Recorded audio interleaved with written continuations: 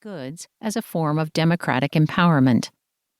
Now, cable leaders were pushing politicians and their staffers to bring these principles to winning elections and governing. The economic stakes for the industry went beyond just tapping into hefty campaign advertising budgets. The workshop was also a way to generate goodwill and then votes for legislation to deregulate the cable industry. It worked. The workshop was one of many events organized by the cable industry to teach Washington insiders how to use a technology that had long been an outsider in politics and television. It exposed the industry's most consequential lobbying strategy, highlighting the limits of broadcast television and lauding the civic possibilities of cable television.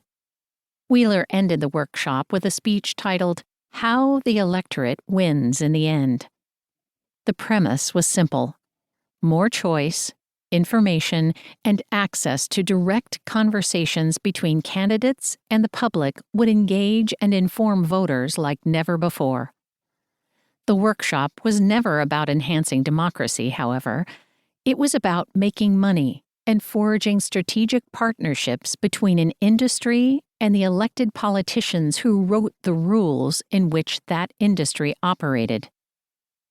This book explores how cable television evolved into a multi-billion-dollar industry by tapping into political frustrations with broadcast television and promising that choice on the television dial would fulfill the promise of American democracy.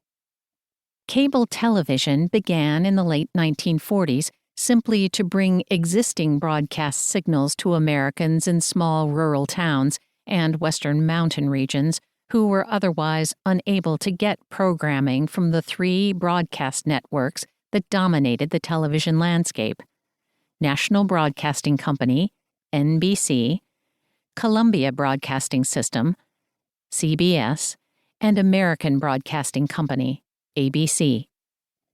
Over the next 4 decades, a combination of political and business decisions enabled the cable industry to challenge the broadcasting oligopoly rather than just expand its reach.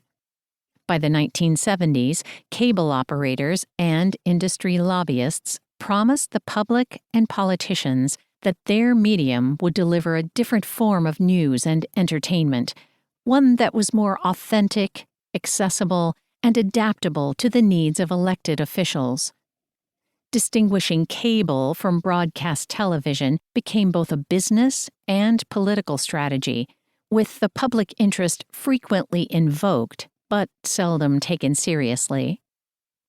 Challenging the broadcasting industry was no small feat, and the consequences of cable television's triumph reverberate in the 21st century.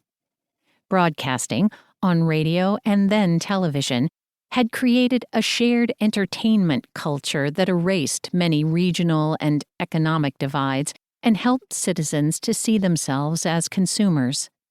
Such a national identity privileged the perspective of straight white men and became a tool to further buttress a political establishment growing more media savvy. Network broadcasting executives searched for programs that appealed to the masses, which they understood to be white, middle class, and heterosexual, and built newsrooms that relied on elite men to shape conversations about public affairs. This shared culture created by broadcasting was powerful, but also ideologically exclusionary and built on racial, ethnic, and gendered stereotypes, which it then perpetuated. Cable television thrived by promising to bring diversity and new perspectives into American politics and culture and to tear down the gatekeepers of network broadcasting with market forces.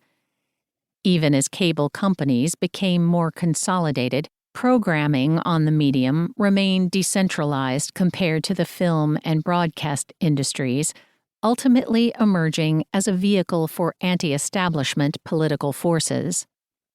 Cable news programs called out the elitism of network news and eagerly challenged and disrupted mainstream institutions and journalistic practices.